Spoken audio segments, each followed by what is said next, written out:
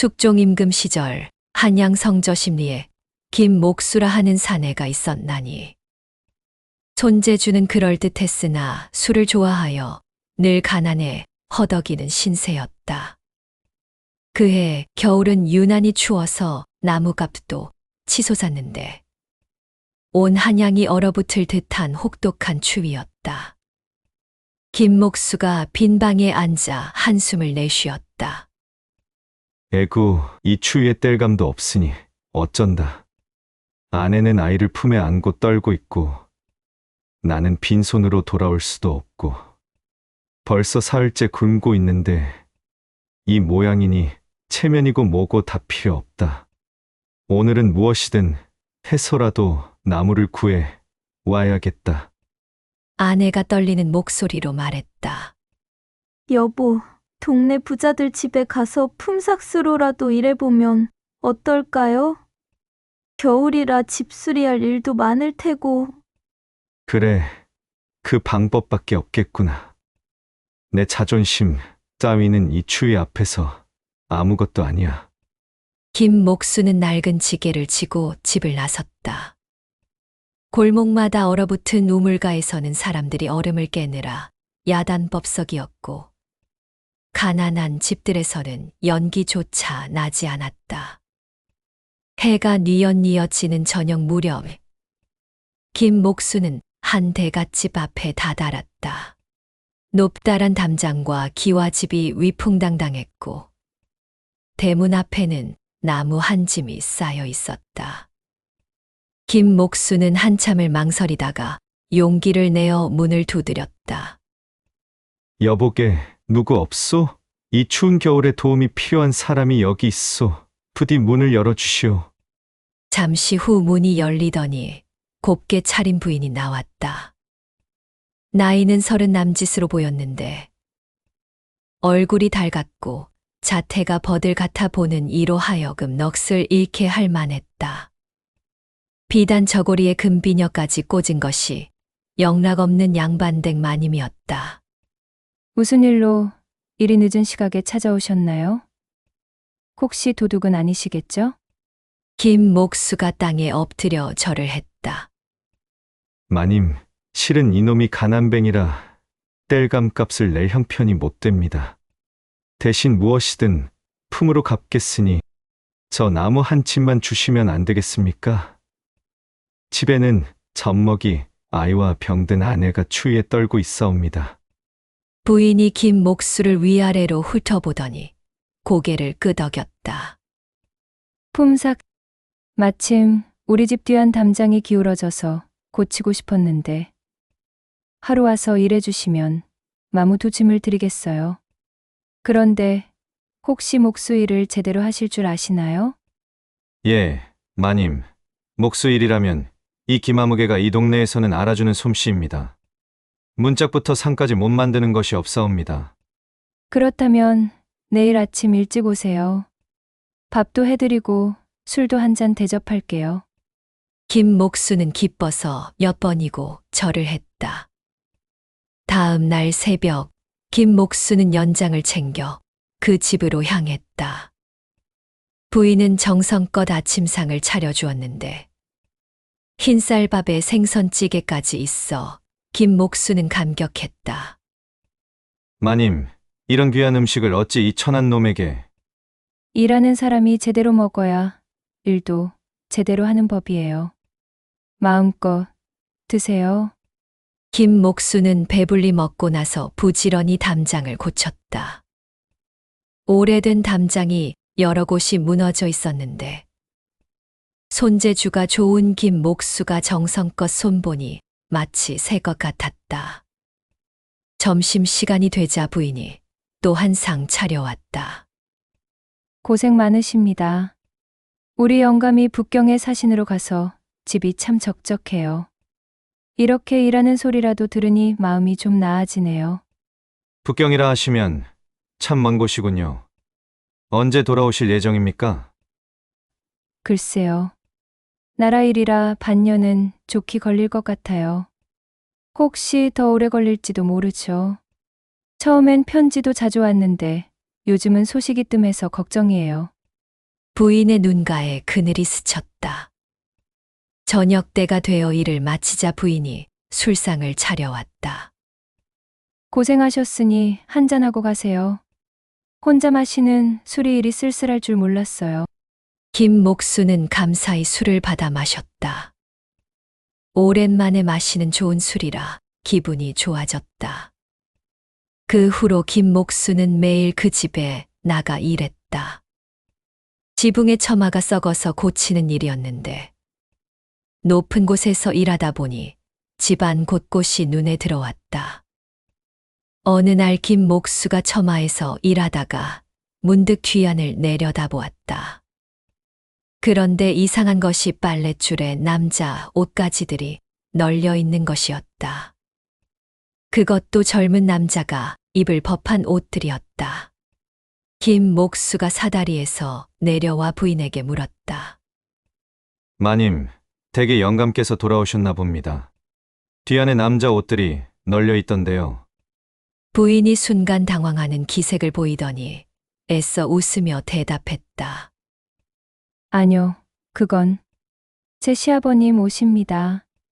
며칠 전에 시골에서 올라오셨어요. 그때 안채에서 남자의 거친 목소리가 들려왔다. 언니, 술이 떨어졌소. 빨리 새 술을 가져오시오. 목소리가 꽤 젊어 들렸다. 부인이 화들짝 놀라며 김목수에게 속삭였다. 시아버님이 며칠 전부터 오셨는데 연세는 많으시지만 술을 워낙 많이 드셔서요. 성격도 까다로우시고 제발 조용히 일해주세요. 괜히 시비가 붙으면 곤란해요. 김목수는 고개를 끄덕였지만 마음 한편으론 의심이 생겼다. 시아버님 목소리가 참 젊어 보이네요. 연세가 많으시다고 하셨는데 아, 그분이 연세에 비해 기력이 좋으세요. 목소리도 우렁차시고. 어서 일을 마저 하세요. 부인이 서둘러 안채로 들어갔다. 며칠 더 지난 어느 저녁, 김목수가 일을 마치고 집으로 돌아가는 길이었다. 그런데 뒤에서 누군가 황급히 뛰어오는 소리가 들렸다. 돌아보니 그 집 부인이 숨을 헐떡이며 쫓아오고 있었다. 목수님, 잠깐만요. 제발 기다려 주세요. 부인의 얼굴에는 눈물 자국이 있었고 평소의 단정한 모습과는 달리 머리카락도 흐트러져 있었다. 무슨 일이십니까? 왜 이리 급하게? 목수님, 제발 도와주세요. 시아버님이 저를 괴롭혀요. 부인이 김목수의 소매를 붙잡으며 울먹였다. 술에 취하면 이상한 짓을 하려고 해요. 며느리인 저에게 손을 대려고 하고 남편이 없다고 함부로 대하시고 정말 견딜 수가 없어요. 김목수는 당황했다. 이런 일에 자신이 끼어들어도 되는 것인지 확신이 서지 않았다. 그렇다고 제가 뭘 할 수 있겠습니까? 시아버님께 대드는 것도 아니고. 제발 오늘 밤만 그냥 제 곁에만 있어 주세요.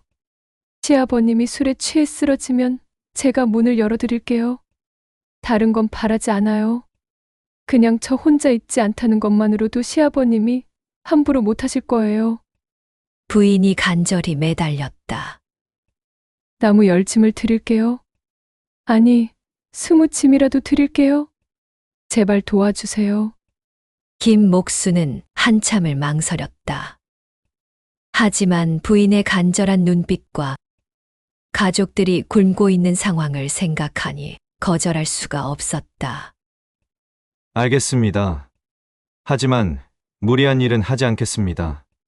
밤이 깊어 부인이 뒷문을 살며시 열어 김목수를 들여보냈다.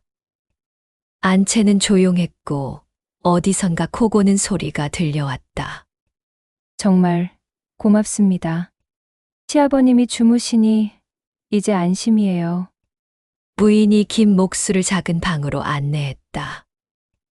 방 안에는 이미 술상이 차려져 있었다. 춥고 고생 많으셨죠? 이거라도 드시고 몸을 좀 녹이세요. 시아버님이 주무시는 동안은 조용히 계시면 돼요. 김목수가 방을 둘러보니 생각보다 잘 꾸며진 방이었다. 비단 이불과 나전 칠기상, 그리고 김목수의 시선이 방 구석에 놓인 신발에 멈췄다. 남자 신발이었는데 그것도 젊은 남자가 신을 법한 깔끔한 신발이었다. 더욱 이상한 것은 신발이 너무 깨끗하다는 점이었다. 마님, 저 신발은 누구 것입니까? 부인이 잠깐 당황하는 기색을 보이더니 대답했다. 아, 그건 제 남편 것이에요. 그리워서 가끔 꺼내놓곤 해요. 신발이라도 보면 남편이 곁에 있는 것 같아서. 김목수는 속으로 생각했다. 이상하다. 신발이 너무 깨끗한데 마치 방금 벗어놓은 것 같아. 그리고 북경에 간 지 몇 달이 되었다고 하는데 이렇게 신발을 꺼내놓을까? 하지만 겉으로는 아무렇지 않은 척하며 술을 마셔 주었다. 남편분이 그리우시겠어요. 사신으로 가시면 언제 돌아올지도 모르고. 네, 정말 그래요. 편지도 요즘 뜸하고 혹시 무슨 일이 생긴 건 아닌지 걱정도 되고. 부인의 목소리에는 진짜 그리움이 담겨 있는 것 같았다. 한밤중이 되어 김목수가 뒤안으로 나갔다. 변소에 가려는 것이었는데 어디선가 남자의 기침 소리가 들려왔다. 분명히 시아버님이 주무신다고 했는데 김목수가 소리가 나는 쪽을 살펴보니 사랑채에서 들려오는 것이었다. 살금살금 다가가서 창문 틈으로 들여다보니 깜짝 놀랄 일이 벌어졌다. 안에는 시아버님이 아니라 30 안팎의 젊은 남자가 앉아 있었다. 그것도 술을 마시며 뭔가를 생각에 잠겨 있는 모습이었다. 저건 시아버님이 아니잖아. 완전히 젊은 사내인데 그럼 부인이 거짓말을 한 거야? 김목수는 가슴이 두근거렸다. 뭔가 수상한 일이 벌어지고 있다는 것을 직감했다. 그런데 문제는 그 젊은 남자의 얼굴이 어디선가 본 듯하다는 것이었다. 하지만 어둠 속에서는 정확히 알아볼 수가 없었다. 김목수가 급히 안채로 돌아가자 부인이 불안한 얼굴로 기다리고 있었다. 어디 다녀오셨어요? 오래 안 계셔서 걱정했어요. 마님, 시아버님이 아니라 다른 남자가 사랑채에 있지 않습니까? 부인의 얼굴이 하얗게 질렸다. 한참 동안 말을 하지 못하더니 떨리는 목소리로 대답했다. 그분은 제 남편의 서재자예요. 남편이 없는 동안 집안일을 돌봐주고 계세요. 그럼 왜 처음엔 시아버님이라고 하셨습니까? 그리고 왜 숨어 계시는 겁니까? 부인이 한참을 망설이더니 마침내 진실을 털어놓기 시작했다. 제가 처음에 거짓말을 했어요. 사실은 그분과 정을 통하고 있어요. 김목수가 놀라 입을 벌렸다. 남편이 없는 동안 외로워서. 처음엔 그냥 집안일을 부탁하는 사이였는데 자꾸 만나다 보니. 하지만 요즘 그분이 다른 여자를 만나고 있다는 소문을 들었어요. 부인의 눈에 눈물이 고였다. 그래서 질투심에 당신을 이용하려 했습니다. 그분이 질투하게 만들어서 제게 다시 돌아오게 하려고. 정말 죄송해요. 그때 사랑채에서 남자가 나타났다. 아마 밖에서 이야기하는 소리를 들었나 보다. 뭔 소리가 이리 시끄럽소? 이 밤중에. 남자가 모습을 드러내자 김목수는 더욱 놀랐다. 그 남자는 다름 아닌 같은 동네에 사는 박서방이었다. 박서방, 자네가 여기서 뭘 하고 있나? 김목수, 자네야말로 이 밤중에 여기서 뭘? 둘 다 서로를 알아보고는 당황했다. 박서방은 원래 김목수와 같은 처지의 가난한 목수였는데 최근 들어 갑자기 돈이 생겨서 동네 사람들이 수상히 여기던 참이었다. 자네가 이 집 서재자라고? 언제부터 글을 읽을 줄 알았나? 아니다. 김목수. 나는 서재자가 아니다. 박서방이 씁쓸하게 웃었다. 나는 이 집 진짜 주인이다. 뭐라고? 그게 무슨 소리야? 내가 요즘 돈을 번 것은 도박도 아니고 품삯도 아니다. 이 여자 때문이다. 박서방이 부인을 가리켰다. 이 여자는 부잣집 마님이 아니라 기생이었어.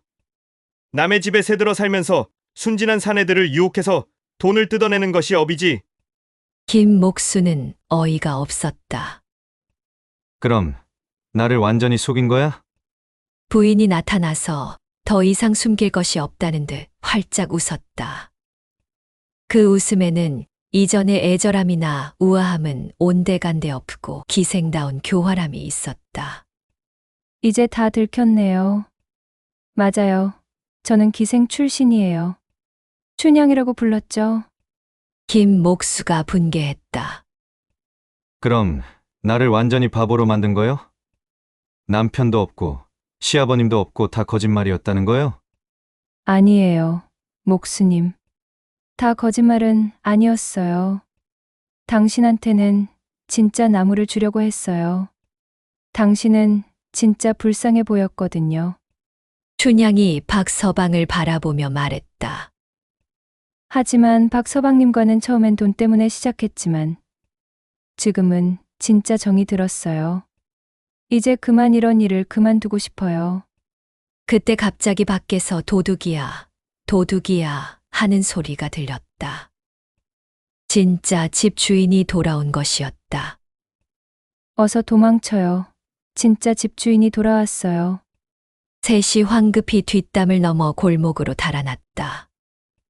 뒤에서는 도둑 잡아라 하는 소리와 함께 횃불을 든 사람들이 쫓아왔다. 다음 날 아침 세 사람은 성 밖의 한적한 곳에서 다시 만났다. 밤새 도망 다닌 탓에 모두 지쳐 보였다. 춘향이 먼저 입을 열었다. 목수님, 정말 죄송했어요. 처음엔 당신을 이용할 생각이었지만 어젯밤 일을 겪고 나니 정말 미안해졌어요. 박서방이 김목수에게 말했다. 김목수, 우리와 함께 하지 않겠나? 당신 연기 솜씨가 꽤 괜찮던데. 어젯밤에 보니 순진한 척하는 것도 의심하는 연기도 그럴듯했어. 춘향도 거들었다. 맞아요. 셋이 함께하면 더 큰 일도 할 수 있을 거예요. 당신 같은 사람이 있으면 더 믿음직스럽게 보일 테고. 김목수는 한참 고민했다. 사실 어젯밤 일이 무섭기도 했지만 한편으로는 스릴도 있었다. 그리고 무엇보다 당장 가족들이 굶고 있는 상황이었다. 하지만 결국 김목수는 고개를 저었다. 고맙지만 나는 정직하게 살겠소. 비록 가난하더라도 내 양심을 속이면서까지 살고 싶지는 않아. 박서방과 춘향이 실망스런 표정을 지었다. 그래도 어젯밤 일에 대한 보답은 해야지. 춘향이 보따리에서 은전 몇 냥을 꺼내 김목수에게 건넸다. 이걸로 나무도 사고 쌀도 사세요. 그리고 이 일은 비밀로 해주세요. 그 겨울 내내 김목수는 춘향이 준 돈으로 가족들과 함께 따뜻하게 지낼 수 있었다. 하지만 마음 한편으론 그 밤의 일이 자꾸 생각났다. 나도 만약 다른 선택을 했다면 어떻게 되었을까? 정말 박서방처럼 돈을 벌 수 있었을까? 봄이 되어 동네에 훈훈한 소식이 들려왔다. 박서방과 춘향이 시골로 내려가서 결혼을 했다는 것이었다. 그들은 정말로 그 일을 그만두고 농사를 지으며 살고 있다고 했다. 김목수는 빙그레 웃었다. 그래, 거짓으로 시작된 일이지만 결국 진실한 사랑이 되었구나. 나도 정직하게 살아가는 것이 맞는 선택이었어. 어느 날 김목수는 장에서 나무를 사며 나무장수에게 물었다. 혹시 박서방이란 사람 아시오? 최근에 시골로 내려갔다는. 아, 그 사람이요. 처음엔 좀 건들건들하더니 요즘엔 완전히 달라졌다고 하던데요. 부인과 함께 열심히 농사 짓고 동네 사람들 도와주기도 하고 참 신기한 일이에요. 김목수는 마음이 훈훈해졌다. 세상에는 참으로 기이한 일들이 많다더라. 거짓으로 시작된 일이 진실한 사랑으로 끝나고 속으려다가 오히려 따뜻한 겨울을 보내게 되니 말이다. 사람의 마음이란 것이 참으로 묘해서 나쁜 마음으로 시작했어도 진정한 정이 들면 선한 마음으로 변할 수 있고 어려운 상황에서도 양심을 지키면 결국에는 복이 돌아오는 법이다. 김목수는 그 후로도 정직하게 살아서 결국 마을에서 인정받는 목수가 되었고 박서방과 춘향은 시골에서 행복하게 살았다고 한다. 세 사람 모두 제각기 다른 선택을 했지만 모두 나름의 행복을 찾았으니 이 또한 하늘의 뜻이 아니었을까. 이는 조선 후기에 전해 내려오는 야담 중 하나로 실화인지는 알 수 없으나 당시 서민들 사이에서 널리 회자되었다고 한다. 훗날 이 이야기를 들은 어떤 선비가 이런 시를 남겼다고 전해진다. 가난한 이뗄감 구하려 하다가 뜻밖의 인연으로 기이한 밤을 보내니 거짓과 진실이 어우러진 세상에서 각자의 길 찾아 행복을 얻었도다. 이후 한양에서는 김목수의 하룻밤이라 하여 예상치 못한 복을 받는 일을 가리키는 말이 되었고 춘향이의 개과천선은 나쁜 일을 하던 사람이 사랑으로 인해 착해지는 것을 뜻하는 말로 쓰였다고 한다.